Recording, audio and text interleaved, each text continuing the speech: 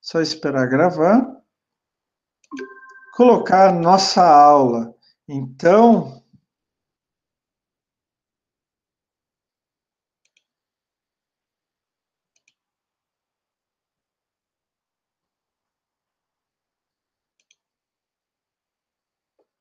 tá lento meu computador. Boa noite, pessoal, tudo bem? Vocês estão enxergando o meu slide? Alguém Sim, pode falar? Ótimo. Então, como toda a nossa aula, a disciplina é análise ambiental, e essa semana é a semana 3. A gente vai continuar na nossa introdução à análise ambiental. Semana passada nós vimos alguns conceitos básicos, né? Só que hoje a gente vai falar de legislação ambiental. Eu já comentei com vocês lá na nossa primeira semana, que foi a aula gravada, e eu acho que também no final da aula passada, da semana 2, que a gente vai aprender um pouco mais sobre legislação e depois um pouco mais especificamente legislação ambiental. E a gente vai falar de legislação ambiental quase todas as aulas. Então, vocês viram que o biomédico ele tem como uma das suas áreas de atribuição. Espero que vocês, a partir da minha leitura da final da aula passada, tenham tomado curiosidade e visto a resolução que regulamenta o exercício profissional do biomédico, né? E viram que uma das áreas muito importantes e muito promissoras para o biomédico é a análise ambiental. Mas mesmo o biomédico trabalhando com análise ambiental, uma das coisas básicas nessa relação é conhecer legislação. A gente sempre fala que, uma vez, eu acho que eu comentei já isso com vocês, mas eu estava conversando com uma amiga da área ambiental, falei assim para ela, poxa, legislação ambiental é 50% do caminho andado, né? Ela disse, não, Klaus, é 80% do caminho andado. Então, a gente não pode se furtar disso, pessoal. Legislação é importante. Meu filho estuda direito, ele adora a legislação. Qualquer outra profissão, a gente sabe que tem dificuldades até para entender todas as minúcias, todos os detalhes. Mas isso não quer dizer que cada profissão não deva conhecer ou não possa conhecer a legislação referente à sua profissão, à sua área de trabalho e assim por diante. No nosso caso, é a legislação ambiental. Vamos então conhecer, pessoal, um pouco de legislação ambiental? Vocês vão ver que é legal também, tem os seus pontos legais e é muito importante. Vamos lá. Primeira coisa, a gente tem que falar do direito, né? O direito e suas subdivisões. Quando a gente fala de direito, ou a grande área direito, a gente está falando de um conjunto de princípios e normas que são sistematizadas para disciplinar o comportamento humano. Então, tem direito penal, direito civil, direito administrativo, direito comercial, e tem um monte, se eu não me engano, são 34 ou 38 áreas do direito. Até por isso que o direito são 5 anos, né? Mesmo nas universidades particulares, isso é uma norma do MEC da OAB. Uma das áreas do direito é o direito ambiental. Esta área nos interessa muito. O direito ambiental, partindo do conceito do que é direito, né? A gente fala então que o direito ambiental é o conjunto de princípios e normas que foram sistematizadas, que foram organizadas, foram criadas para disciplinar o comportamento humano. No caso do direito ambiental, objetivando proteger o meio ambiente. Né? Todos os seres humanos têm ideias diferentes de como se comportar, o que, que ele quer, o que, que ele não quer, o que, que ele acha legal, o que, que não acha legal. Mas a gente vive em comunidade, a gente vive em sociedade. E a gente precisa achar um meio termo entre as diferentes ideias, os diferentes comportamentos, para que todos possam viver em paz, em tranquilidade, com o objetivo de fazer ou ter sucesso como sociedade, como comunidade. E para isso, então, a gente precisa colocar algumas normas, alguns princípios para que todo mundo se comporte do mesmo jeito. Não quer dizer que vai ser aquele comportamento, né, todo pasteurizado, não. A própria lei, ela dá uma certa flexibilidade e etc.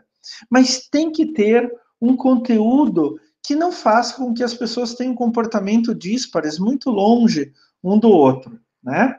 Então, quando a gente está falando de direito ambiental, pessoal, ou qualquer área do direito, eu vi alguém entrando. Conseguiu entrar lá sem problema? Acho que sim, né? Vocês estão me ouvindo, pessoal? Sim, Tá. Então, como qualquer área ou qualquer divisão do direito, o direito ambiental tem 4 grandes áreas. Isso existe em todas as áreas do direito, tá? Todos os ramos do direito. Os princípios, a legislação, a doutrina e a jurisprudência. O que nos interessa aqui é princípios e legislação. Doutrina e jurisprudência não. Mas só para explicar para vocês, doutrina é uma pessoa mais experiente que tenha passado por diferentes situações, ela é capacitada para, vamos dizer assim, interpretar a legislação. Então, ela vai fazer a doutrina, ela vai doutrinar. Ela vai dizer assim: sabe aquele artigo de tal lei? Interprete desta maneira. Hoje existem os grandes doutrinadores, né? Eu não sei se vocês sabem, mas o Michel Temer é um doutrinador na área do direito constitucional, tá? Outros, inclusive ministros do Supremo, o Alexandre, aquele Alexandre, eu não me lembro o sobrenome dele, ministro do Supremo, ele também é um doutrinador na área do direito constitucional. E jurisprudência é o seguinte, só para vocês entenderem. O direito brasileiro ele é dividido em 4 níveis: primeira, segunda, terceira e quarta instância. Primeira instância era o que era o Sérgio Moro, né, aqui em Curitiba. A segunda instância, no nosso caso, está localizada em Porto Alegre, acima do Sérgio Moro. A terceira instância é o Superior Tribunal, lá em Brasília, e a quarta instância é o Supremo, lá em Brasília também. Quando você, por exemplo, perde uma questão jurídica na primeira instância, você pode ir para a segunda, pode ir para a terceira, até a quarta. Quando chega na quarta instância, você não tem mais direito de apelar. E a decisão da quarta instância é uma decisão soberana. A partir daí, a própria quarta instância, ela pode fazer algo que a gente chama de carta vinculante, onde que ela pega a decisão de um processo X, vai servir de exemplo para outros processos que tiverem o mesmo objeto, o mesmo tipo de objeto a ser julgado. Então, a primeira instância já vai julgar assim, ó, segundo tal processo que foi julgado lá no Supremo, na quarta instância, eu condeno o réu a tal coisa. O que ele está fazendo? Usando uma jurisprudência, uma decisão de um órgão superior a ele mesmo, que daí vai servir de base para o próprio julgamento dele. Isso é uma jurisprudência. O que nos interessa? Gente, isso não interessa. Doutrina e jurisprudência não interessa para gente. Isso é para os advogados ficarem meio maluquinhos lá, tá? Inclusive meu filho. O que nos interessa, e daí a gente tem que conhecer muito bem, são os princípios e a legislação. Princípios, gente, são as ideias básicas, os conceitos básicos que dão origem à legislação. E legislação são os atos normativos. Simples assim. Nós vamos ver esses dois com mais cuidado. Eu falei para vocês que os princípios do direito ambiental, ou os princípios do direito, no nosso caso, direito ambiental, são aquelas ideias básicas, aqueles conceitos básicos a partir dos quais a gente constrói as leis ambientais, a partir dos quais a gente constrói a legislação ambiental, tá? Existem muitos princípios do direito ambiental brasileiro, eu vou citar só alguns deles, tá? Só para a gente entender. Por exemplo, princípio do direito humano fundamental. Pessoal, isso significa o quê? Que o meio ambiente não é meu, não é teu, não é do governo, não é da empresa X. O meio ambiente pertence a todos, a absolutamente todos. Então, quando a gente vota em um governo, qualquer seja nível municipal, estadual ou federal, a gente está dando poder para essas pessoas que ganharam a votação serem nossos representantes. A partir daí, eles vão nos representar também em função do meio ambiente. A gente está dando uma luz verde para eles. Olha, você é meu representante. Então, você que vai ver toda a questão ambiental a partir de agora em meu nome. Por isso é tão importante votar nas pessoas certas, tá? E eu digo votar nas pessoas certas, não só pelo que elas prometem, mas pelo que elas efetivamente fazem ou fizeram por alguma questão, no nosso caso aqui, por exemplo, questão ambiental. Essa ideia que o meio ambiente pertence a todos já é antiga, vem desde a década de 70 na Declaração de Estocolmo, década de 90 na Declaração do Rio, etc. Então, por isso, gente, eu vou dar um exemplo bem prático para vocês. Por exemplo, vocês têm uma arara, um papagaio nativo, ou um mico, né, um simiozinho pequenininho. Ou uma tartaruga, por exemplo, nativa. Quando você vai comprar de um criador legalizado, esse criador tem que registrar todos os animais e tem que colocar um microchip no animal. Daí você vai lá e paga, sei lá, 2, 3, 4, 5 mil reais pelo animal. Se leva para casa. Você diz que o animal é teu. Me desculpe dizer, gente, mas ele não é teu. Você comprou os direitos do animal, você não comprou o animal. Tá? Isso serve somente para animais de espécies nativas, tá? Para animais de outras espécies, de espécies não nativas, quer dizer, não originárias do Brasil, isso não serve. Isso vem exatamente a partir do direito, do princípio do direito humano fundamental, que o meio ambiente pertence a todos. Então, aquela arara, aquele papagaio que eu comprei de um criador legalizado, tem o microchip, foi registrado no IBAMA e tudo, mas está certinho. Você não fez nada errado, absolutamente nada. Mas ele não te pertence. Se o governo quiser ir na tua casa e tirar, levar para um santuário ou devolver para a floresta, ele pode. Literalmente pode. Isso não é nada comum de acontecer, mas ele pode fazer isso. O segundo princípio, gente, é o princípio democrático. Então, todos têm direito à informação e participação na elaboração das políticas públicas ambientais. Assim como o princípio anterior, esse também pertence a qualquer área do direito, tá? Isso significa o quê? Que todo mundo tem direito a saber o que está acontecendo por alguma coisa, né? Todo mundo tem direito de saber o que aquela empresa vai fazer ali em relação à questão ambiental, o que a estrada vai provocar em relação à questão ambiental, etc. E para que essa informação chegue a todos, existem vários instrumentos, como audiências públicas, ação popular, ação civil pública e assim por diante. Na foto que eu mostro aí do lado direito para vocês, é uma audiência pública de uma hidrelétrica lá na Amazônia, né? Então vocês veem aí os índios, eles iam ter um impacto causado pela área de inundação da usina hidrelétrica. Então eles também foram na chamada audiência pública, inclusive para dar a sua própria ideia, protestar e assim por diante. E isso tem que ser levado em conta, tá? Quando a gente vai fazer um empreendimento que causa impacto ambiental. A gente vai falar sobre isso daqui a pouco, que é o licenciamento ambiental. E daí vem dois princípios muito legais: o princípio da precaução e o princípio da prevenção. Vamos ver o que eles são e qual a diferença entre eles. Se precaver, né? O princípio da precaução diz que só se pode mexer no ambiente caso se saiba que não causam reações adversas.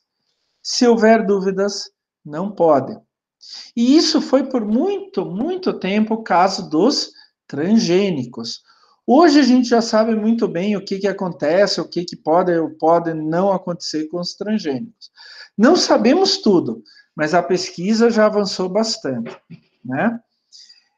Mas durante muito tempo o princípio da precaução ele ficou marcado como a questão dos transgênicos no mundo e no Brasil em especial. Eu sabia o que o transgênico poderia fazer? Não. Então, se eu não sei, eu não faço. E isso que diz o princípio da precaução. Então, inclusive um órgão ambiental, uma lei ambiental, ela pode chamar esse princípio da precaução e proibir certas atividades, principalmente quando eu não sei o que vai acontecer. Por isso a gente vai conversar mais sobre isso, mas por isso que a gente tem a ideia do estudo de impacto ambiental, né, que é um estudo que eu farei antes da minha empresa, da minha atividade se instalar em algum lugar. Quais são os impactos que aquela atividade fará naquele meio ambiente específico, tá? Então, esse é o princípio da precaução. Daí vem o princípio da prevenção. Aí é diferente. Os impactos ambientais já são conhecidos. Tem o instrumento do licenciamento ambiental, do estudo do impacto ambiental, etc.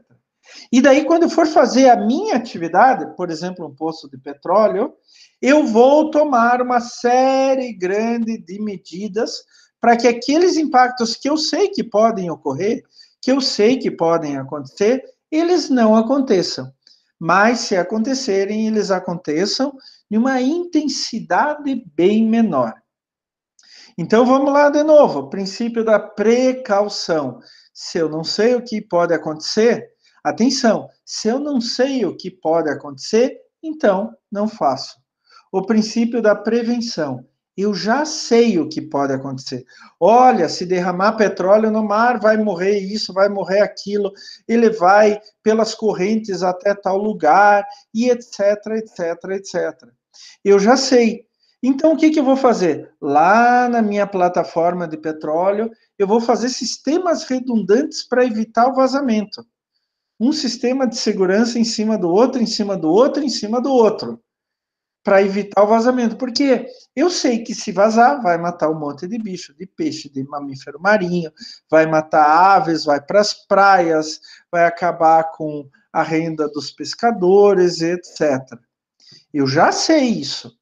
Então, eu vou me prevenir. Eu vou fazer vários métodos para que nunca ocorra este vazamento. Um outro princípio, gente, é o princípio da responsabilidade. O poluidor responde por suas ações ou omissões em prejuízo ao meio ambiente. Gente, fez porcaria, você vai pagar por essa porcaria, tá? É assim. Então, você desmatou, você fez tráfico de animais. Aliás, gente, eu não sei se vocês sabem, né? Tráfico de animais é uma das maiores receitas mundiais em atividades não legais, né? Então, tem o tráfico de drogas, tráfico de armas, tráfico de mulheres, crianças, órgãos e o tráfico de animais. Né? Tem muita gente ganhando muito dinheiro com isso. Mas é assim, é uma situação catastrófica. Vamos pegar o exemplo de filhotes de papagaio.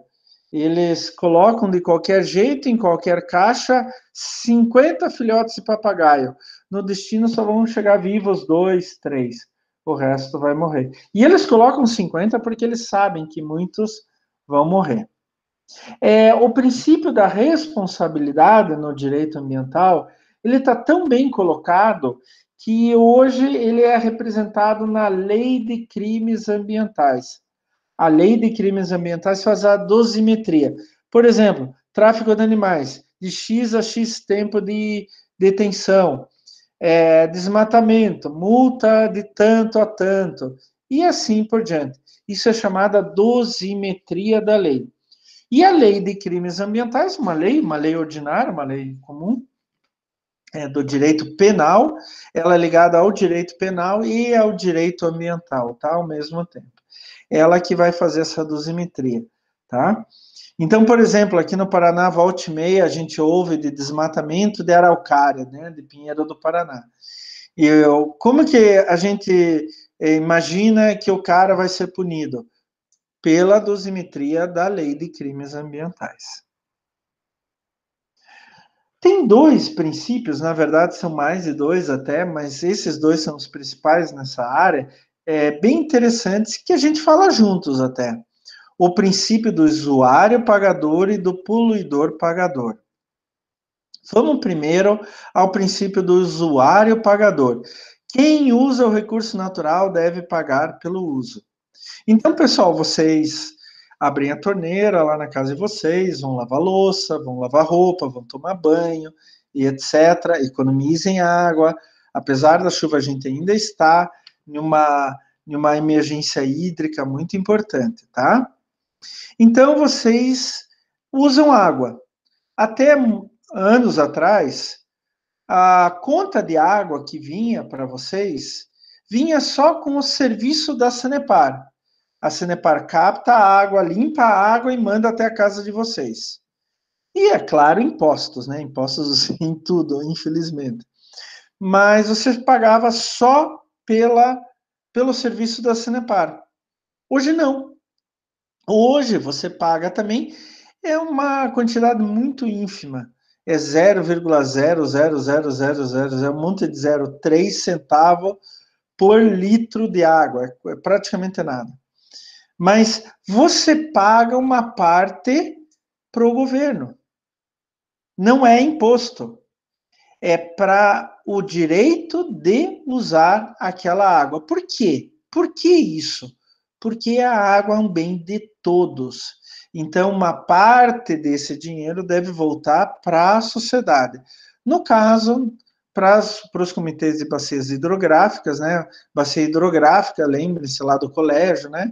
Quando passa um rio importante, seus afluentes, toda aquela área de influência do rio é chamada uma bacia hidrográfica. E esse comitê de bacia hidrográfica recebe dinheiro para fazer programas de educação ambiental, tratamento de esgoto, reflorestamento das margens e assim por diante. E daí tem um outro princípio que é muito polêmico, mas muito polêmico mesmo, que é o princípio do poluidor pagador. Ele diz assim: quem polui deve pagar pela poluição causada. Isso entra também na lei de crimes ambientais, é óbvio, mas tem alguns casos, alguns países, não é o caso do Brasil, que diz assim: você quer poluir? Tudo bem, pode poluir, mas você vai ter que pagar para poder poluir. Estranho isso, né, gente? Você vai ter que pagar para poder poluir. E daí o governo pega aquele dinheiro e vai despoluir o rio, por exemplo, alguma coisa nesse sentido. Ele é muito complexo, esse princípio, porque é assim, nesse caso, né? Quando se trata desse princípio dentro da lei de crimes ambientais, é multa, né? Você fez porcaria, pagou por isso, né? O princípio da responsabilidade. Mas aqui no polidor pagador, ele, no outro âmbito que eu estava explicando para vocês, ele só serve quando o quanto você deve pagar para poder poluir sai mais caro do que fazer um sistema de despoluição. Por exemplo, você vai pagar 1 milhão para poder jogar o teu esgoto no rio ao lado da tua empresa. Mas fazer uma estação de tratamento da minha empresa, tratamento de esgoto, custa 500 mil reais. O que eu vou fazer? Eu vou fazer a estação de tratamento. A estação de tratamento custa 2 milhões de reais. O que eu vou fazer? Eu vou jogar o esgoto no rio. Então, é um princípio muito, muito polêmico, tá? Ele é usado no Brasil dentro da lei de crimes ambientais sob outro aspecto, incluindo o princípio da responsabilidade. E, finalmente, o princípio... Ah, não, finalmente não é eu acho que não é o último. Mas o princípio do limite. E daí nos interessa muito, muito, muito, muito dentro da análise ambiental. Lembrem-se que os princípios são os conceitos, as ideias básicas que dão origem, no nosso caso, à legislação ambiental. Toda a legislação ambiental brasileira, ela é feita em cima desses princípios. E esses que eu estou mostrando para vocês só são alguns deles. O que diz o princípio do limite? Ele diz que a administração pública, então seja nível municipal, estadual ou federal, ela tem o dever, não é o direito, gente, é o dever de delimitar parâmetros máximos ou mínimos em relação ao fator que pode desequilibrar o meio ambiente. Por exemplo, emissão de partículas, a gente vai discutir isso muito, ruído, destinação final de resíduos sólidos, hospitalares, líquidos, dentre outros. Né? Isso quer dizer, por exemplo, eu tenho um carro, quanto que eu posso poluir com o meu carro? Então, a administração pública vai determinar parâmetros máximos. Por exemplo, dióxido de enxofre, SO2. Eu não tenho de cabeça esses números, nunca vou ter, tá, gente? Quando eu preciso, eu vou lá na legislação e leio sem medo de confessar isso, tá? Eu acho que é difícil alguém decorar tudo isso, porque são muitos números. A gente vai ver em parâmetros de qualidade da água, numa aula posterior, que é mais de 100, só para água. Mas digamos que eu tenho um carro e o meu carro joga SO2, né? Dióxido de enxofre, no ambiente. Qual é o parâmetro máximo que ele pode poluir? A gente vai discutir muito isso na aula de qualidade do ar, porque teve alguns anos atrás um escândalo gigantesco da Volkswagen na Alemanha, nos Estados Unidos. A fábrica de carros Volkswagen da Alemanha, ela teve um problema gigantesco nos Estados Unidos. Teve que pagar bilhões de dólares em multa, foi bem complicado. Eu vou explicar para vocês.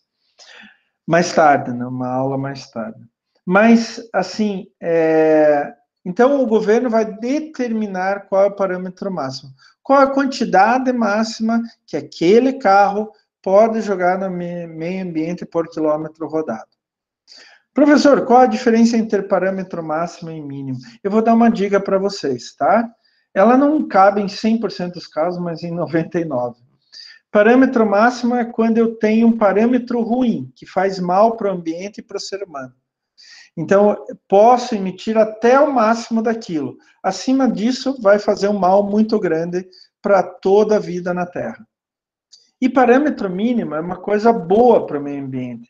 Que o meio ambiente tem que ter, no mínimo, aquilo para poder sobreviver, para manter as suas relações ecológicas e etc. Então, normalmente, parâmetro máximo é uma coisa ruim, parâmetro mínimo é uma coisa boa. A gente vai discutir muito sobre isso ao longo da disciplina, tá, pessoal? Bom, realmente era o último princípio. Mas existem outros, tá? Alguns autores falam em 18 princípios do direito ambiental, outros em 24 princípios. Eu coloquei só alguns que são os mais básicos. Até agora, algum problema, pessoal? Alguma dúvida? Hein, pessoal? Não, nenhum. Tá tudo Não. certo. Ótimo.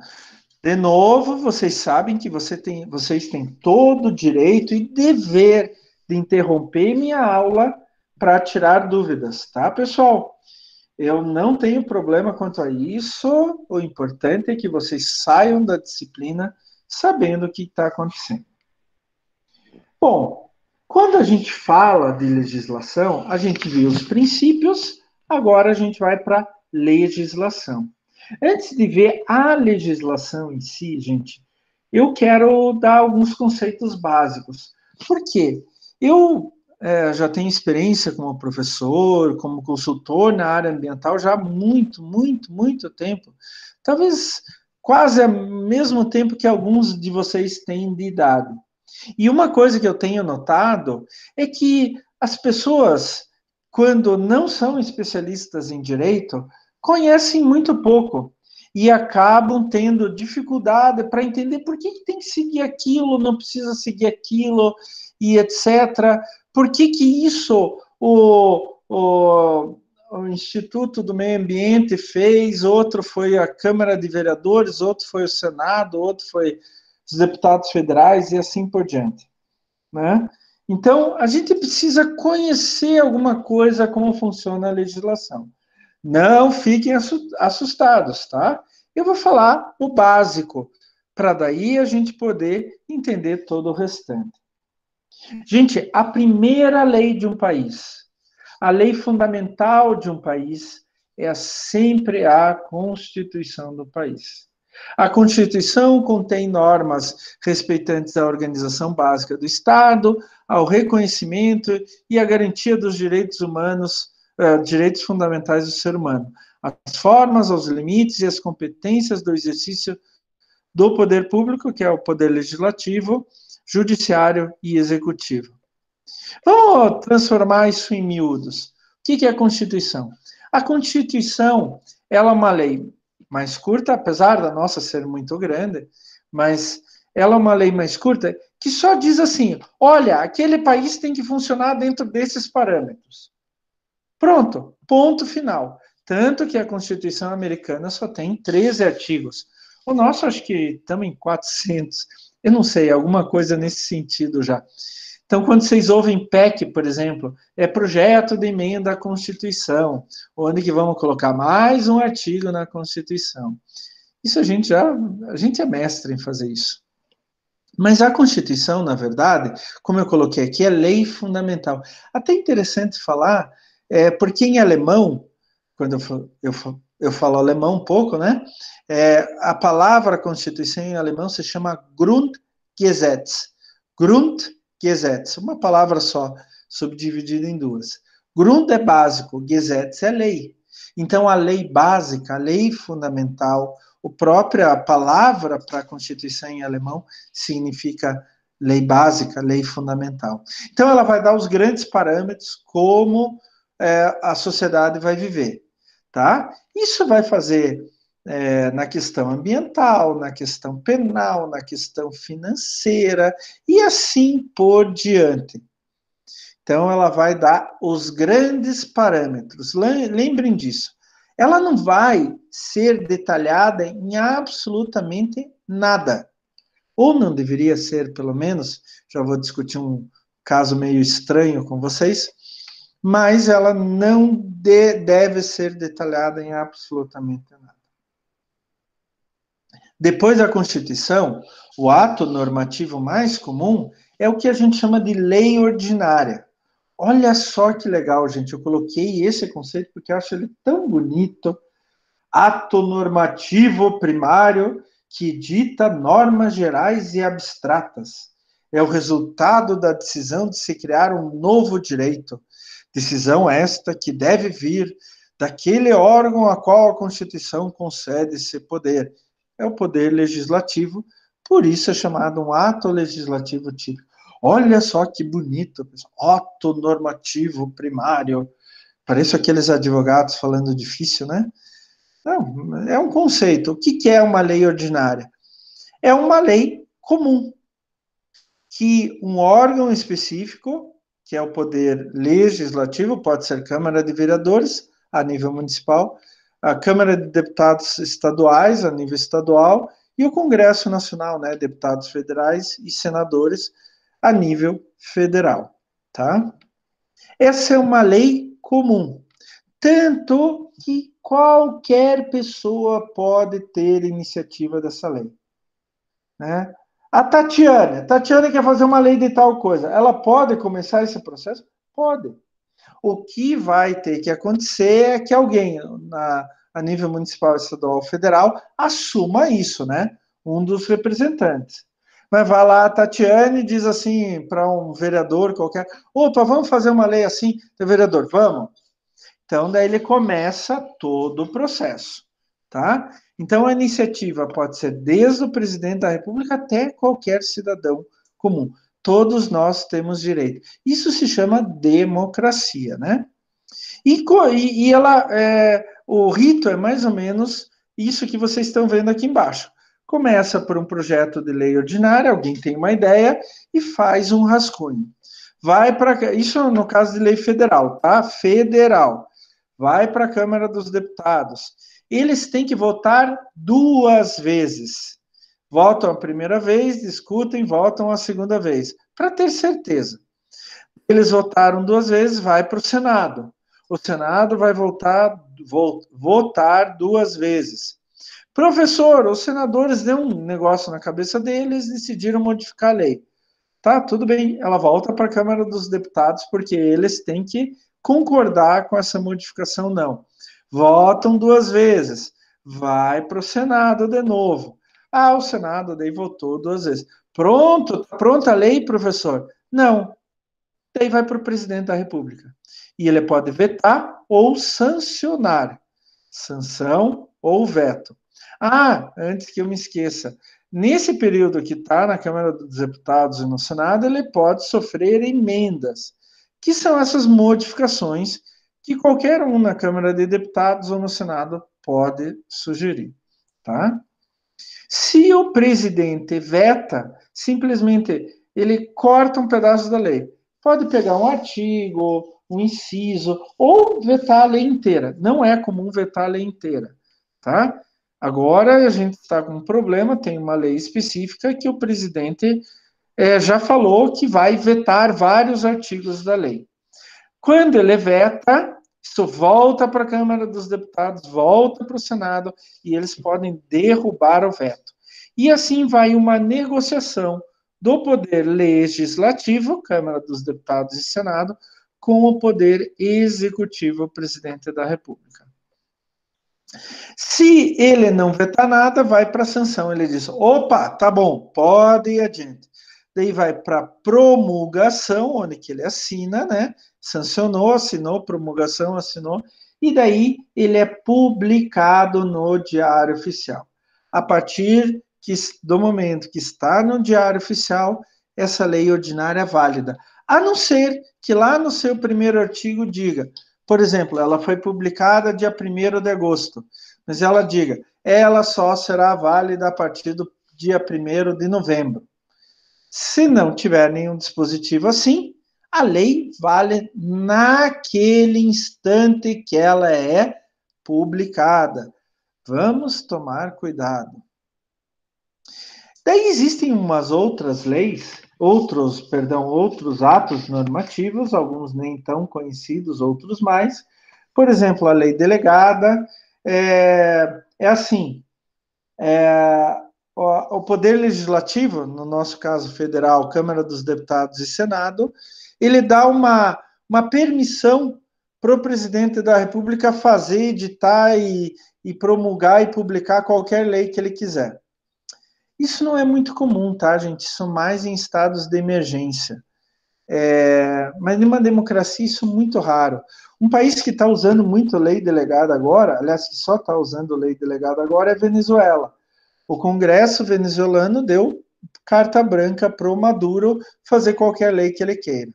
E daí acaba se transformando como se fosse uma ditadura, né? Não estou falando isso porque o Maduro é de esquerda, pode ser uma ditadura de direita também, tá, gente? Isso tanto faz o lado. Por exemplo, está tendo protestos agora em Belarus, né, antiga Bielorrússia, lá na Europa, que é o último ditador da Europa, né? Ele é ditador de direita. Ele também tem autorização do Congresso, do Poder Legislativo de Belarus, para fazer leis, tipo leis delegadas. A lei complementar é o seguinte: todos os artigos da Constituição brasileira ele tem que ser regulamentado por uma lei. E isso a gente chama de lei complementar. Por quê? Complementa a Constituição. Enquanto um artigo da Constituição não tiver uma lei complementar, aquele artigo da Constituição não é válido. A nossa Constituição é de 1988 e ela tem um artigo, por exemplo, que diz assim que os juros cobrados no Brasil não podem passar de 13% ao ano. Alguém acredita nisso? Não. Os juros do cartão de crédito do Brasil já estão em 300% ao ano, já foram mais de 400%. Por que qualquer um pode colocar os juros que quiser, mesmo agora em tempo de pandemia? Porque o artigo da Constituição não foi regulamentado por uma lei complementar. E fica entre nós, esse é um artigo que nunca vai ser regulamentado. Nunca. Porque isso cai fora de qualquer regra do mercado em qualquer lugar do mundo, tá? E daí tem mais um outro ato normativo, que é chamada medida provisória, que a gente está bem acostumado, né? Sarney, Fernando Collor usaram bem pouco, né? O Fernando Collor usou para fazer mudanças na economia, mas depois também não deu certo. Começou o Fernando Henrique a usar. Só que ele ainda usava com parcimônia e tal. O Lula usou um pouquinho mais, e daí descambou, né, com a Dilma, o, o Temer e agora com o Jair Bolsonaro, né?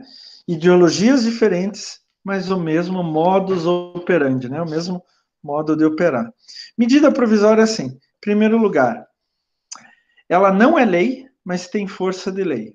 E é para ser usada só em casos de urgência. O mundo está acabando.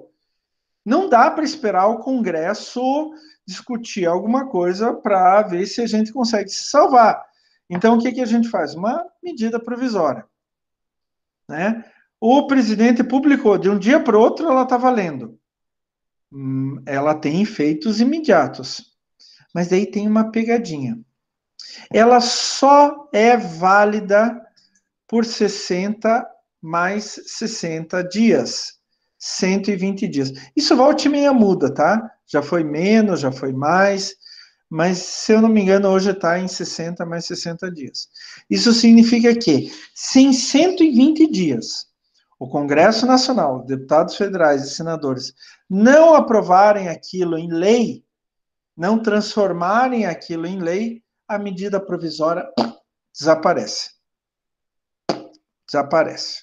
Cai. Nunca, como se nunca tivesse existido, tá? E daí qualquer coisa que você fez com aquela medida provisória, você tem que voltar atrás, tá? Então foi assim, por exemplo, o Bolsonaro fez no começo do governo dele uma medida provisória, tirando o direito da União Nacional dos Estudantes de emitir carteirinha de estudante.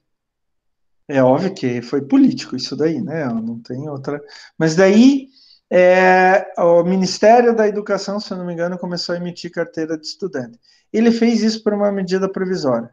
O Congresso Nacional não votou, derrubou a medida provisória, então voltou para a Uni como era antes, porque a medida provisória não desfaz uma lei anterior. Voltou para a Uni o direito de emitir carteira de estudante. Ah, mas quem tinha carteira de estudante emitida pelo governo? Isso é válido, tá? Porque no momento estava como válido. Mas voltou ao que era antes. Desmanchou-se aquela estrutura que se fez com a medida provisória e voltou àquela estrutura anterior. Gente, medida provisória é para usar com parcimônia, com cuidado, raramente. Por exemplo, agora, no caso da pandemia de Covid-19, seria um bom momento para usar medidas provisórias para resolver algo para morrer menos gente, né? Acho que foi 2 meses atrás, pessoal, teve uma medida provisória do governo federal falando sobre a transmissão de jogos de futebol do Campeonato Carioca, mandante e não mandante. Esse é um caso que não deve ter medida provisória, né? O governo não deve nem se meter sobre isso. Mas vamos lá. E tem dois atos normativos que nos são muito, muito importantes: resolução e portaria. Os dois, no caso do direito ambiental, são utilizados por órgãos de proteção ambiental, como é o IAP, Instituto Ambiental do Paraná, IBAMA e etc. É o seguinte, gente, eu vou resumir esse slide aqui. Tem coisa que não precisa ser lei. As leis são para casos mais gerais. Só que dentro desses casos gerais, tem casos mais específicos que podem mudar a cada instante. Só para vocês terem ideia, eu vou voltar alguns slides aqui. Estão vendo esse processo aqui? Hoje a gente tem a Política Nacional do Meio Ambiente, que é uma lei que regula a gestão de resíduos sólidos no Brasil. Este processo de projeto de lei até a publicação, no caso da Política Nacional de Resíduos Sólidos, demorou 19 anos. 19 anos. Então, se for para mudar qualquer coisinha na lei e ter que esperar tanto tempo, não dá certo, né? Então, daí surgem, no caso ambiental, eu estou falando do caso ambiental, as resoluções e portarias. Eu vou dar, por exemplo, vou dar um exemplo para vocês. Eu tenho uma lei de proteção ao solo. Essa lei de proteção ao solo diz que você não pode poluir o solo, etc. Um monte de coisa. Ela deveria também falar o que é considerado poluição.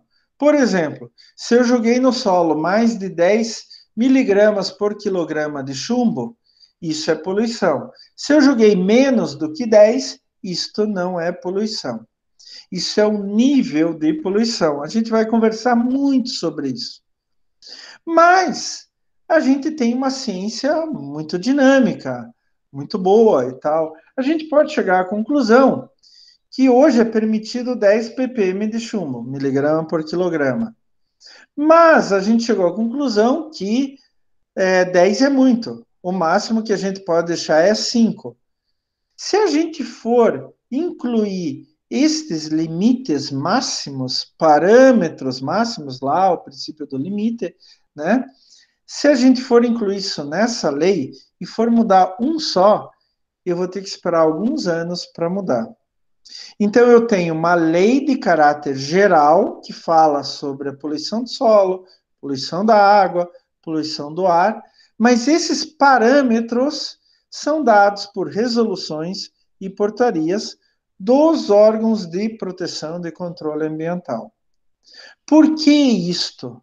Porque eu posso mudar esses parâmetros máximos e mínimos rapidamente.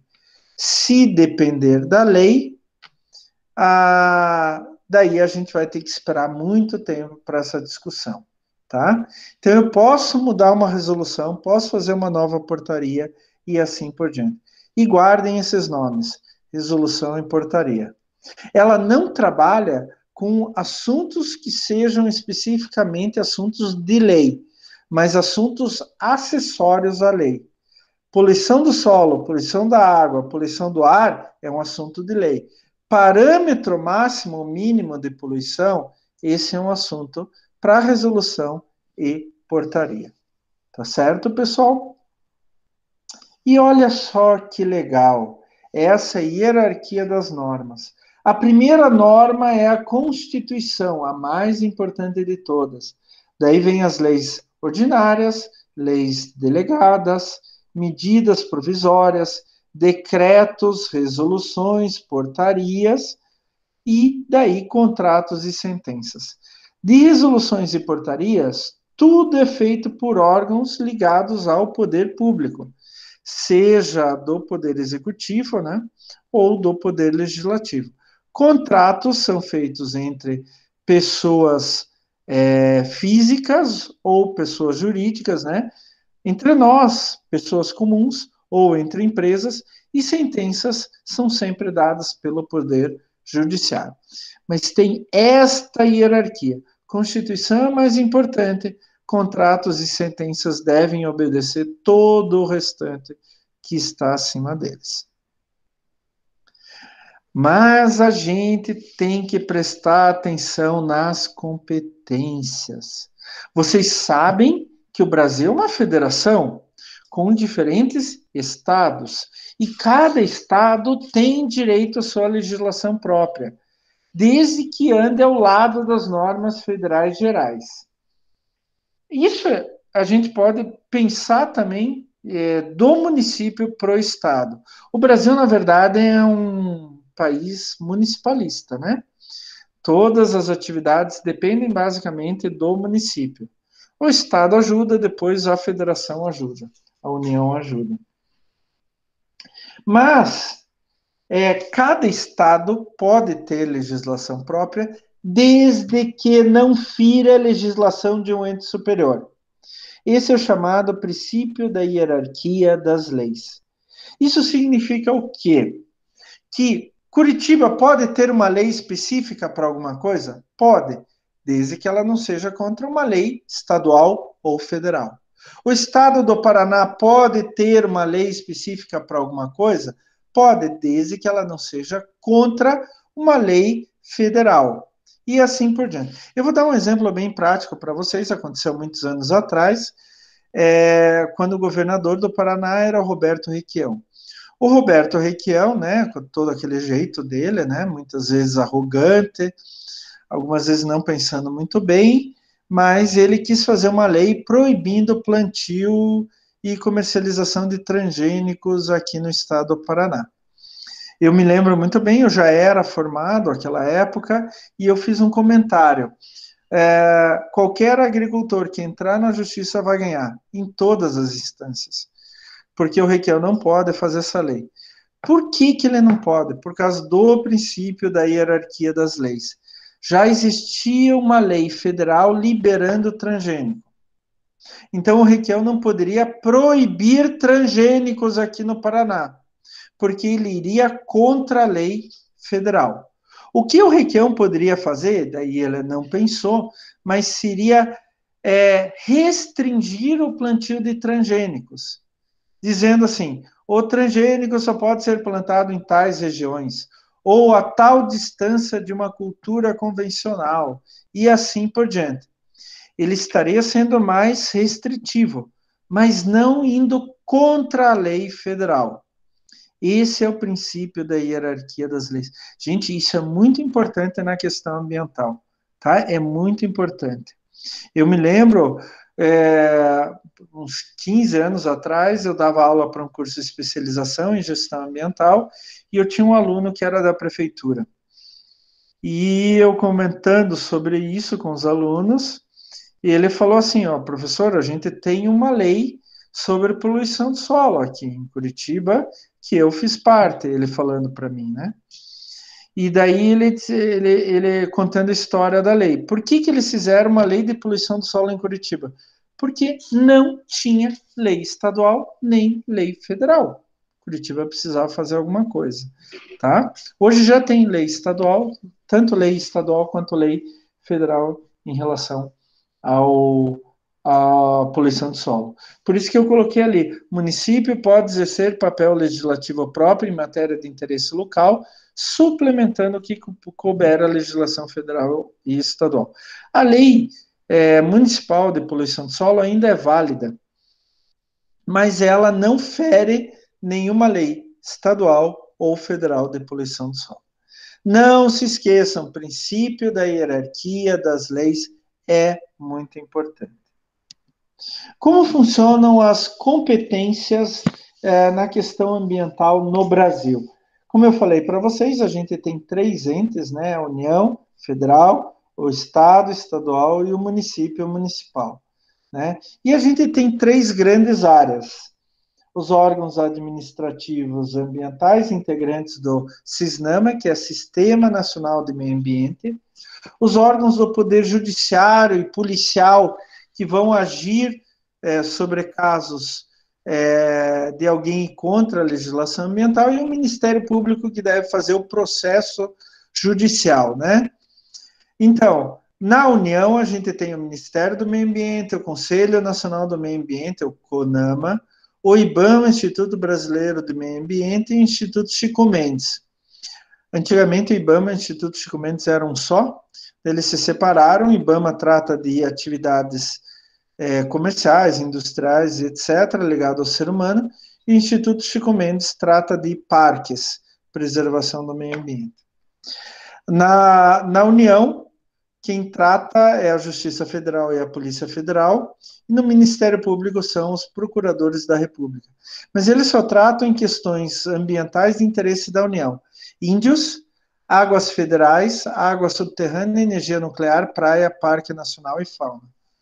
Inclusive, praia, o concessionário da praia é a Marinha, né? Quem tem casa à beira da praia paga ainda um imposto para a Marinha. Na verdade, quem tem casa à beira da praia, a casa não é dele, o terreno não é dele, é da Marinha. A Marinha dá uma permissão para construir a casa. A nível estadual, a gente tem Secretaria Estadual do Meio Ambiente, Conselho Estadual do Meio Ambiente e órgãos ambientais estaduais. Aqui no Paraná é o IAP. O Poder Judiciário e Policial é a Justiça Estadual, Polícia Judiciária Estadual, Polícia Militar do Estado, que algumas vezes ainda tem corporações chamadas Polícias Florestais ou Força Verde. Aqui no Paraná, se não me engano, chama-se Força Verde. E o Ministério Público que atua é o Ministério Público do Estado, são os promotores de justiça, e eles atuam em tudo que não for de interesse da União, ou atuar junto com a União, em consórcio com a União. E no município, Secretaria Municipal do Meio Ambiente e Conselho Municipal do Meio Ambiente. E quem trata das questões ambientais, lógico que o município não tem poder judiciário nem Ministério Público, mas em termos policiais é a Guarda Municipal. Gente, isso é importante porque algumas vezes vocês estão numa empresa e tem que responder para o município, para o estado ou para a União. E daí vocês têm que separar bem em relação a que tipo de assunto para quem vocês vão responder. Ou para o Conselho Municipal do Meio Ambiente, ou para o IBAMA, e assim por diante. Eu vou dar um exemplo para vocês. Anos atrás, a Polícia Federal e o IBAMA entraram numa mineradora de areia no Rio Grande do Sul. A mineradora de areia estava tirando areia do fundo do rio, de um rio lá no Rio Grande do Sul, de modo irregular. Quem foi lá fechar não foi a Polícia Militar do Estado, a Força Verde. Quem foi lá fechar foi a Polícia Federal, junto com o IBAMA. Por quê? Minério, areia é um minério, e minério é da União. Então, aqui entra como se fosse da União, tá? Por isso foi o IBAMA e a Polícia Federal. Se é só desmatamento de uma área comum, daí provavelmente vai o órgão ambiental estadual, aqui no Paraná, Estado, e a Força Verde, tá? E dificilmente o município se mete sobre isso. Então, vamos lá. Vamos falar de legislação ambiental propriamente dito, né? Aqui no Brasil é bem interessante que toda legislação ambiental ela vê três abordagens, três pontos de vista. Primeiro, ela regulamenta o local de produção, aonde que é a origem, geração e disposição de resíduo. Então, tem uma fábrica, por exemplo, ela regulamenta como a fábrica deve trabalhar em função da questão ambiental para poluir cada vez menos. A segunda abordagem é a regulamentação de produto, que trabalha o limite de emissão, uso de materiais perigosos, etc. Vamos pegar um exemplo, carro. A fábrica que faz o carro, linda, maravilhosa. Então, ela não tem nenhum problema contra a regulamentação de local de produção. Fantástica, modelo a fábrica. Né? Deu o carro, vai para a concessionária, você vai lá, economizou dinheiro, comprou o carro e saiu para andar com o carro. O carro vai poluir, né? Ele está dentro do limite de emissão? Ele usa materiais perigosos? Então, aí a gente precisa ter uma regulamentação de produto enquanto ele é usado. Então, por isso que os carros têm limite de emissão atmosférica e são testados. Cada motor, toda vez que a fábrica faz um motor novo, né, um novo modelo de motor, ele tem que levar para um órgão ligado ao governo para testar quanto às emissões atmosféricas. Eu quero só dar um exemplo básico aqui, uma historinha do professor Klaus.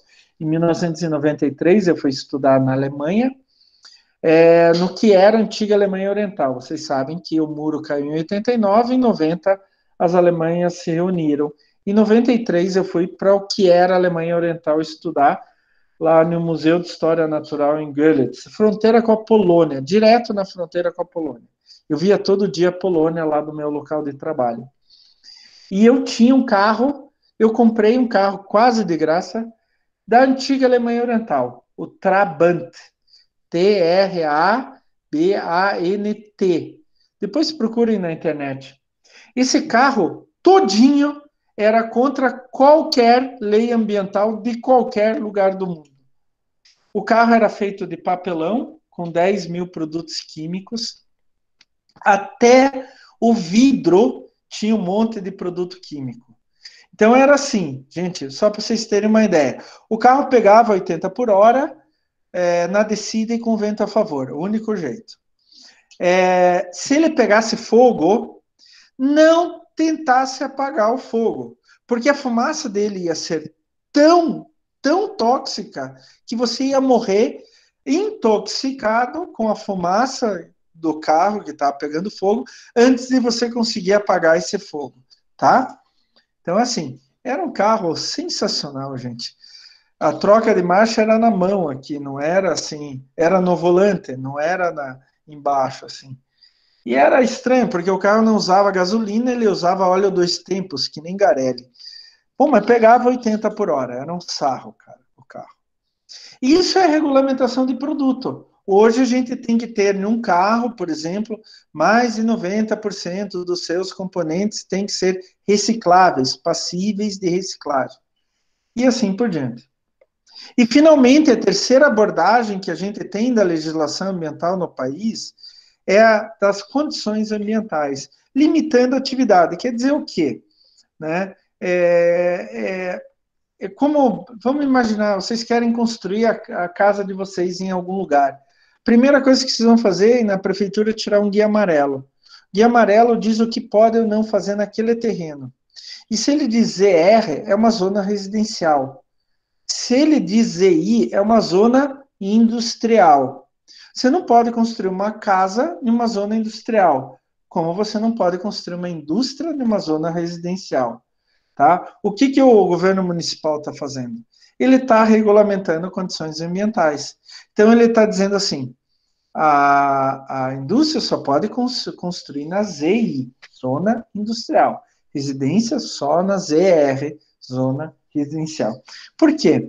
Ele diz que é muito mais fácil controlar na origem do que depois recuperar o meio ambiente. Então, essas são as três grandes abordagens. Vocês podem ver que a legislação brasileira, por essas abordagens, ela vê por todos os lados possíveis. O local de produção, a indústria, se ela está poluindo ou não. Depois, o produto, quando sai da indústria, vai para o consumidor, se nesse uso ele polui. E as condições ambientais limitando a atividade. Aqui você pode, aqui você não pode, aqui você pode, aqui você não pode. Tá? Então, ela é bem completa. A gente fala que a legislação ambiental brasileira é uma das mais completas do mundo. Gente, eu sou especializado na questão ambiental e falo para vocês, é completa, é muito boa. Claro que tem erros e tal, mas a legislação ambiental brasileira é muito boa. E ela começa lá pelo artigo 225 da Constituição Brasileira. Todos têm direito a meio ambiente ecologicamente equilibrado, bem de uso comum do povo e essencial à sadia qualidade de vida. Impondo-se ao poder público e à coletividade, né, todos nós, o dever de defendê-lo e preservá-lo para as presentes e futuras gerações. Aqui entra, como vocês podem ver, o conceito de desenvolvimento sustentável, né, que a gente viu aula passada. Olha, toda a legislação brasileira, os princípios do direito ambiental, tudo é feito em relação ao artigo 225 da Constituição Brasileira. Então, quando a gente faz uma lei ambiental, de cunho ambiental, a gente pensa que aquela lei tem que fomentar o meio ambiente ecologicamente equilibrado, que o meio ambiente pertence a todos e que ele é muito importante para as pessoas terem qualidade de vida. Uma das leis mais importantes do Brasil é de antes da Constituição. A Constituição brasileira é de 1988.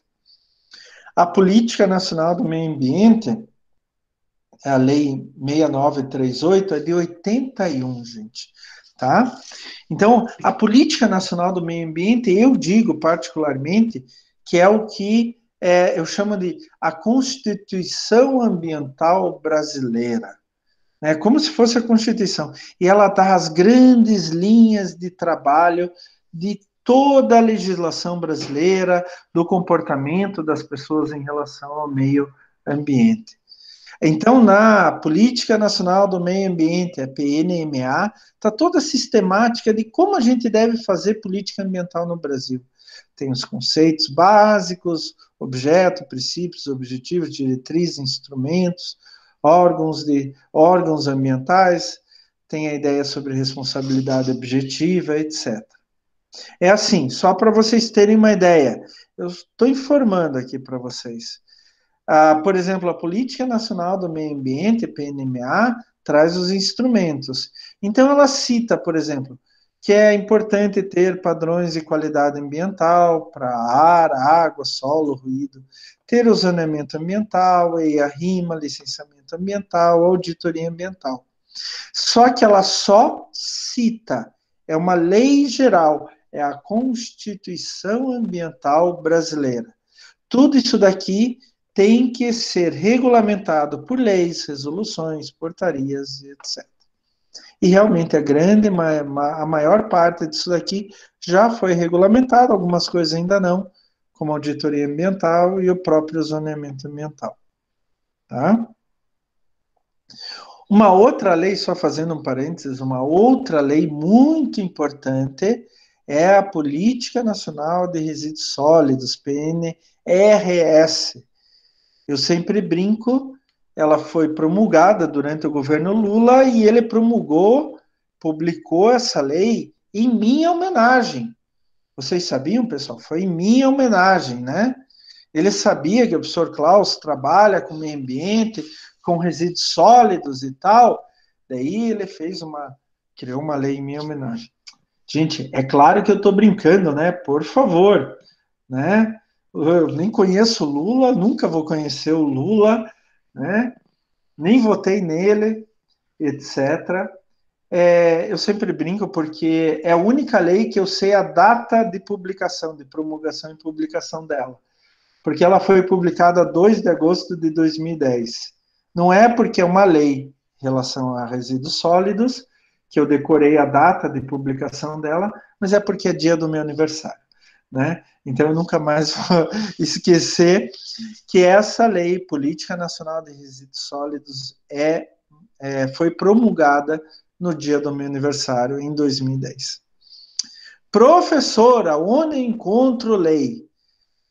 O meu filho estava comentando que só de direito tributário são 150 mil atos normativos. Direito ambiental não deve ter tanto, tá, gente? Alguns mil com certeza, mas não deve ter tanto. Então, primeiro lugar, Google, né?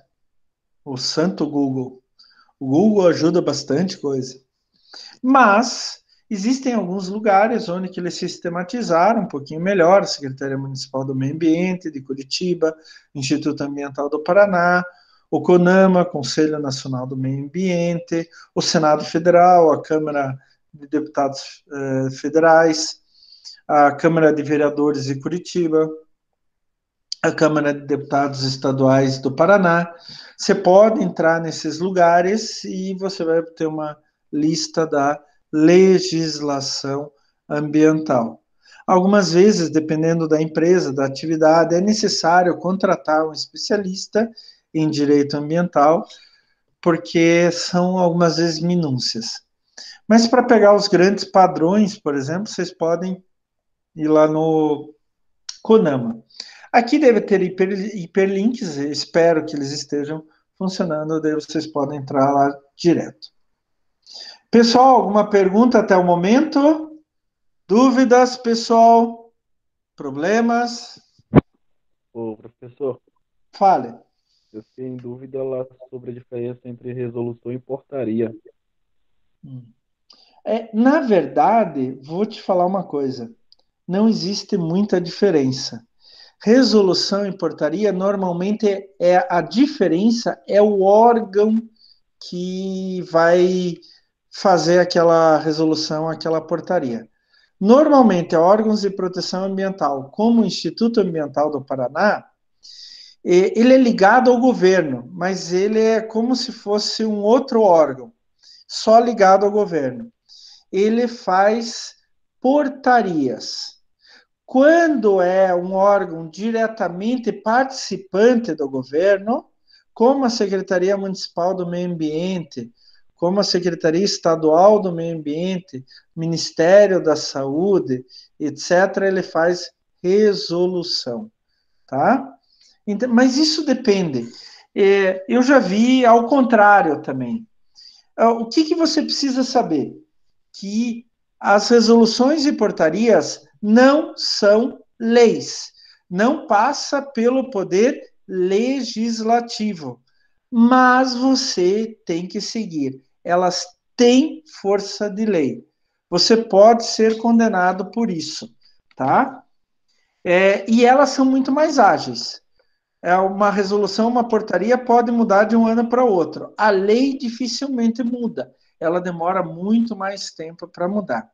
E outra coisa, a resolução e portaria, elas têm outra semelhança muito grande, que elas são para falar sobre detalhes das leis. É proibido poluir o solo. O que é a poluição do solo? Qual é o parâmetro máximo? Acima disso, o solo está poluído, abaixo não está poluído. Isso é dado por portaria e resolução.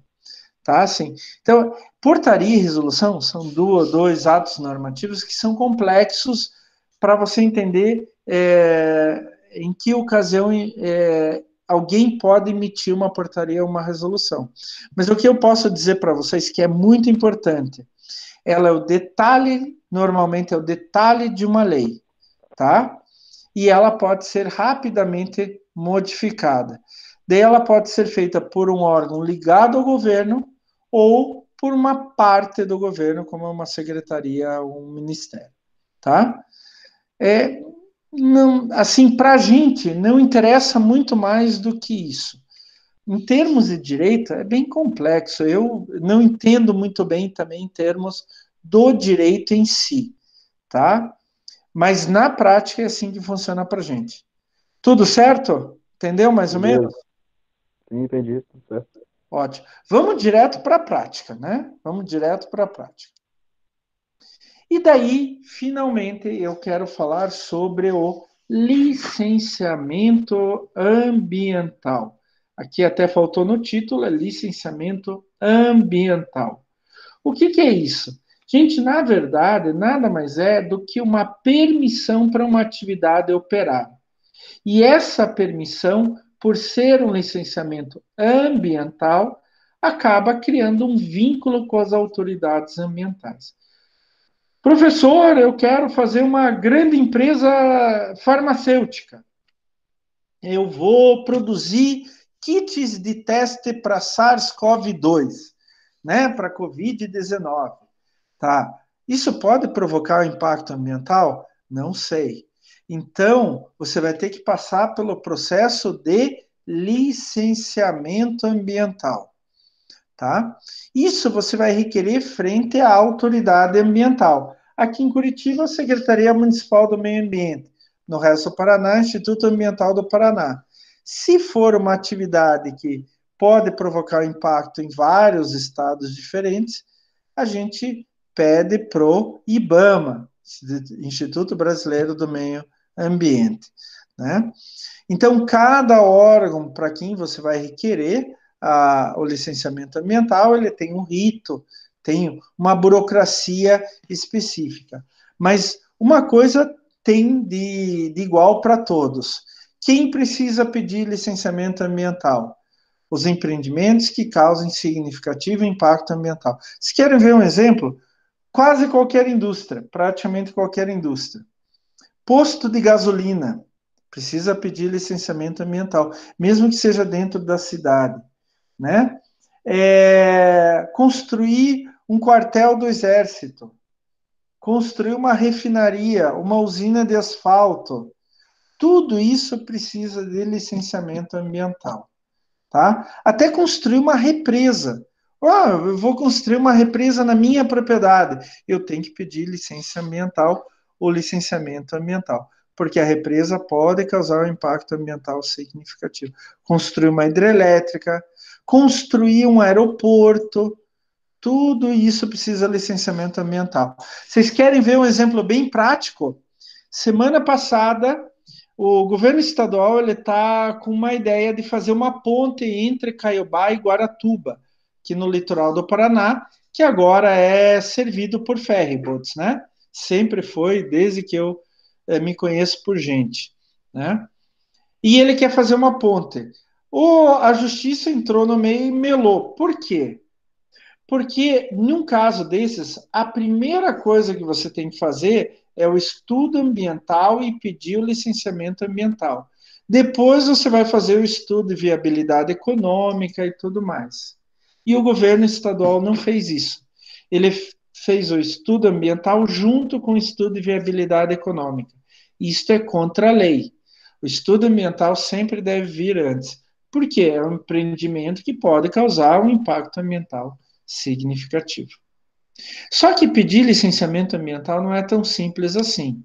Ele vem em 3 etapas, gente. A licença inicial ou prévia, em alguns lugares tem outro nome ainda, a licença de instalação e a licença de operação. O que é isso? Chega lá, alguém de vocês aí, vamos abrir uma indústria de kits para diagnóstico de SARS-CoV-2, Covid-19. Tá. Eu tenho terreno já tenho terreno, não fiz nada ainda, tenho terreno. Antes de começar a construir, eu vou lá na prefeitura ou no órgão estadual ou federal e peço a licença inicial prévia. Então, nesse caso, aqui é a primeira, é uma primeira avaliação que o órgão ambiental faz, decidindo se pode implementar aquela indústria ali ou não. Pô, no meio da Mata Atlântica, no meio de uma reserva florestal, não pode, né, gente? Então, pô, isso não pode. Pode sim, não tem problema, aqui pode implementar. E daí ele vai decidir se precisa de um estudo de impacto ambiental. Tá? Princípio da prevenção. Vai estudar antes da empresa se instalar se ela tem impactos significativos ou não, tá? Daí ele conseguiu a licença inicial prévia. Pode demorar isso alguns meses. Com a licença inicial ou prévia, ele pede a licença de instalação. Atenção, licença inicial prévia não significa que eu possa entrar lá, derrubar as árvores e começar a construir. Não, eu tenho que pedir a licença de instalação, ou LI. Nessa licença de instalação, para pedir ela, você tem que ir com uma série de documentos. Principalmente, você tem que atender todas as leis municipais. Se for pedido o estudo de impacto ambiental lá na licença prévia, inicial, você tem que já ele ter aprovado, você tem que ter como funciona a empresa, todo o processo, equipamento, atividade, se vai usar combustível, se vai formar, gerar efluente, como vai ser a disposição de resíduo e tudo mais. Antes de começar a construir. Daí você vai lá com toda essa papelada, uma montanha enorme, papelada, daí o órgão ambiental, ele vai pegar item por item, ver e tal. Não, tá tudo certo. Você não vai causar tanto impacto ambiental e aqueles que você vai causar, você já mostrou aqui como você vai controlar. Ótimo. Pode começar a construir. Aí ele te dá a licença de instalação. Você pode entrar na área, começar a fazer terraplanagem, erguer as paredes, comprar os equipamentos, instalar e tudo mais. Daí terminou a construção, daí vocês vão lá, fazem uma cerimônia de inauguração, né? Chamam o Greca, chamam o Ratinho Júnior, chamam o Bolsonaro, para cortar a fita. Nossa, fábrica de kits de diagnóstico de SARS-CoV-2 está pronta, vai funcionar. Ela pode funcionar? Não. Ela precisa, por último, o que a gente chama de licença de funcionamento ou, em alguns lugares, licença de operação. A obra já está pronta. Daí o órgão ambiental volta lá. Não ligaram as máquinas ainda. Ele volta lá, vê se vocês estão seguindo toda a lei, se vocês seguiram tudo aquilo que vocês prometeram na licença de instalação. Daí ele dá a licença de operação, de funcionamento, em caráter precário, quer dizer, por um tempo definido. 6 meses, 1 ano. Depois desse tempo, eles voltam lá. Se você continua fazendo as coisinhas certas, tudo conforme o planejado, na licença prévia, na licença de instalação, eles te dão a licença de funcionamento e de forma efetiva. A cada 5 anos você tem que renovar essa licença de funcionamento ou licença de operação. Então, assim, gente, eu tenho uma ideia, já tenho terreno, posso construir? Não, eu tenho que pedir licença inicial ou prévia. Ah, ótimo, ele já deu a licença inicial prévia. Posso construir? Não, eu preciso pedir a licença de instalação. Daí, pronto, ganhei, estou construindo, fiz terraplanagem, derrubei árvore, levantei as paredes, cobri, comprei os equipamentos, está tudo lá dentro. Vou começar a trabalhar. Não, daí eu preciso da licença de operação ou licença de funcionamento. E a cada 5 anos, eu preciso renovar esta licença de operação, ou chamada também licença de funcionamento. O grande problema, daí fica entre nós, eu até vou tirar aqui, vou interromper o compartilhamento, daí eu quero ver, eu quero ver algumas carinhas aqui, gente. Vocês estão vivos ainda? Estão vivos? O Bruno tá aí, Bruno? Tá assistindo? Tem ninguém Sim, assistindo professor, minha estou aula? aqui. Tô dando aula só pro Bruno, né? Ah, o Joelson tá aí também. Ai, que bom. Oi, Juliana, o filhinho da Juliana. Ah, que bom. Gente, fica entre nós aqui. Oi, Emanuele, tudo bem? Que bom ver vocês aqui. Mas fica entre nós. Eu vou falar uma coisa aqui, mas só entre nós, né? Os órgãos ambientais, e eu tenho experiência com o órgão ambiental estadual, são muito lentos para chegar até a licença de operação. Só para vocês terem ideia, há uns 70, 80% dos postos de combustíveis no Paraná, eles não têm licença de operação. Mas, professor, então eles estão contra a lei? Não, eles estão tentando obter a licença de operação. Só que o órgão ambiental estadual é tão lento, tão lento, tão lento, chega a levar de 5 a 10 anos para dar a licença de operação. Qual empresário que vai investir 5 ou 10 milhões de reais em um negócio que ele só pode operar daqui 5 ou 10 anos? Nenhum. Eu não faria. O que os postos de combustíveis fazem, então? Eles pedem a licença inicial, obviamente, mas só que eles só podem pedir a licença de instalação depois da licença inicial aprovada e só podem pedir a licença de operação depois da licença de instalação aprovada. Mas eles não aprovaram nem a licença de instalação, a licença inicial ou prévia. O que os postos fazem? Entram na justiça e ganham. E estão certos. Isso não é culpa do posto, é culpa do órgão ambiental.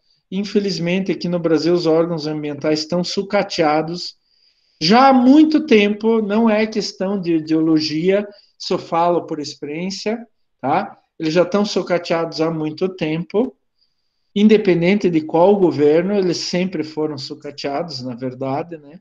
Desde que eu me conheço por gente. Então, eles não têm condições de examinar todos os processos de forma rápida. Então, demora, tá? Pessoal, Espero que vocês tenham mudado um pouquinho o jeito de pensar de vocês sobre legislação. Tenham aprendido um pouquinho mais. Ah, é chato. É, tá. Concordo com vocês, concordo. É chato. É. Algumas vezes é complexo. Algumas vezes é complexo. Mas, gente, quando nós trabalhamos em saúde, quando nós trabalhamos em ambiental, a gente tem que conhecer o que é legislação, como ela funciona e qual legislação se aplica ao nosso caso. A partir de agora, praticamente todas as aulas eu vou falar um pouquinho de legislação. Eu vou falar qual legislação se aplica, como vocês devem interpretar e assim por diante. Tá bom, pessoal? Mas espero que tenha despertado alguma coisa na cabecinha de vocês. No caso da Juliana, é o filhinho dela que está despertando a cabeça da Juliana. Ah, já te falei, Juliana, aproveite que é a melhor fase da vida, tá? Depois eles esquecem de você, tá, Juliana?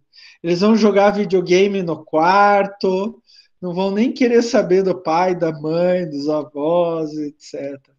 Quando arranjam um namorado e namorada, então, já era. Pai não serve para nada, mãe não serve para nada. Gente, alguma pergunta, alguma dúvida? Eu falei muito rápido para vocês? Alguma questão? Ninguém quer falar. Nossa, a aula de hoje deve ter sido bem chata, né? Pelo jeito. Não, professor, tudo certo mesmo. Como?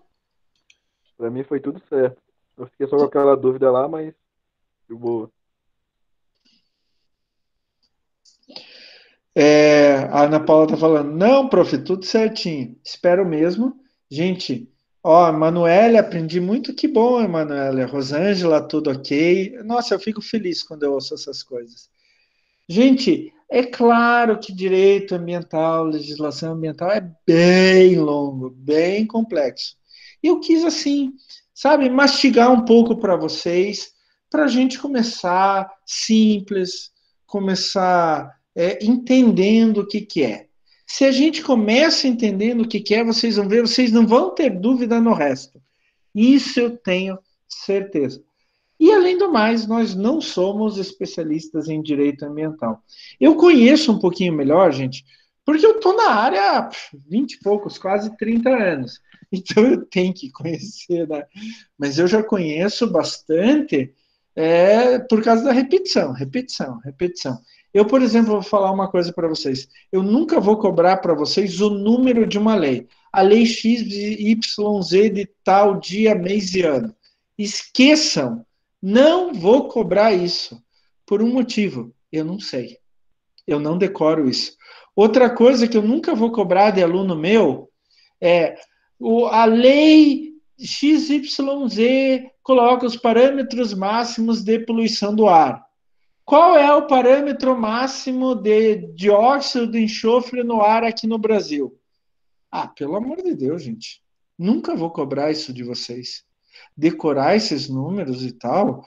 Ah, mesmo, olha, mesmo a Mariana, que é atleticana, coitada, nem ela eu vou fazer sofrer desse jeito, né? Apesar dela ser atleticana, né? Torcer para time ruim é outra coisa, né? Mas eu tô brincando, tô brincando. Eu não posso falar nada que eu sou coxa, né? Então, né? Não tenho muito o que falar. Tô brincando, viu, Mariana? Tô brincando. Nada contra o Atlético. Só podia explodir o estádio, mas tudo bem. Nada contra o Atlético.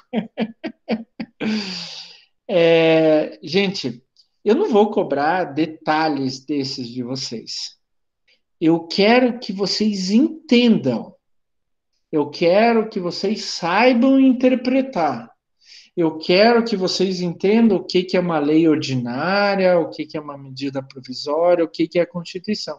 Por que isso? Eu quero que vocês entendam o que, que é o princípio da hierarquia das leis, o que, que é o princípio da prevenção, precaução, porque isso é a base da legislação. Entendendo isso, a gente entende por que os caras fizeram a lei tal. Por que a lei tal é desse jeito?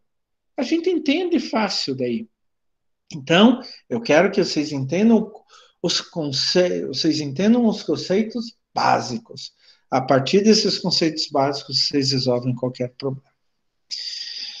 Gente, é isso por hoje. Lembrem-se que vocês sempre podem perguntar. E se eu estiver falando muito rápido, explicando muito rápido a matéria, olha, professor, fala mais devagar, tá? Não tem problema. De verdade, de coração, pessoal, tá? E mais importante, eu sempre digo a vocês entenderem. Pessoal, nossas lives vão longe, né? Que legal, né? São 15 para as 10. Eu gostaria de agradecer a presença de todos vocês, foi muito legal, apesar da aula ter um, um tema árido, né? Difícil para a gente, mas eu acho que deu para aproveitar bastante coisa. Não se esqueçam de entrar lá na atividade de frequência e responder o mais rápido possível para ganhar presença nessa aula. Ela vai ficar aberta até domingo que vem, 23h59. Tá bom, pessoal? Tudo certo, então? Agradeço a presença de todos. O Bruno, tchau, Bruno. E até semana que vem, nesse mesmo dia, nesse mesmo horário, com esse mesmo professor, hein? Espero que dê tudo certo e eu possa ver vocês semana que vem aqui. Até semana que vem. Eu agradeço a presença de vocês. Tchau, tchau, pessoal. Tchau, tchau.